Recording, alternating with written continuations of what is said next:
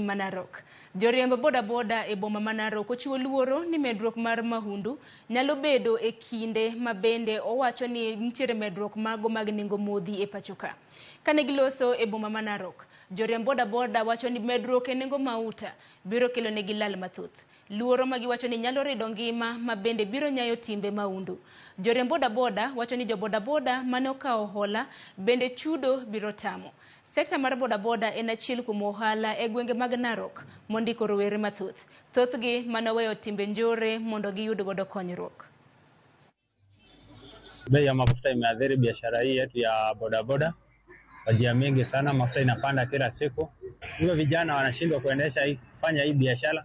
Wengine anaambiwa kwa siku walete pesa fulani na hadi hiyo kiwango inakosa na pia anahitaji kukula. Bei ikiendelea kupanda hivyo, vijana wanashindwa kujikimu. Hivyo ile kitu watafanya ni kuingia kwa biashara baya, kwa uovu mwingi. Hivyo hata hapa ndio sasa geta itapatikana kwa sababu mtu hatakosa kukula. Na ikikosa mtu atafanya nini akiwa kijana? Hana kazi. Itabidi anaingia kwa biashara baya. Hii hali ikiendelea hivi, ile system ya ukora itarudi tu.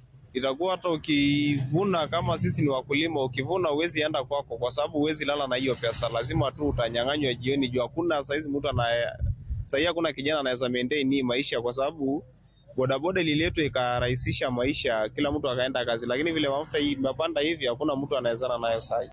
Mwezi nilikuwa nikipata shilingi 15,000 yangu na rizika sababu nilikuwa naweza faulu, lakini sasa hivi kiwango kimeshuka, kile ambacho napata na gharama yake imepanda. Sasa ina maana mambo yamekuwa magumu zaidi sana. Nyakoro mga juanga maromo wiye punde 26 oyudi bungu moro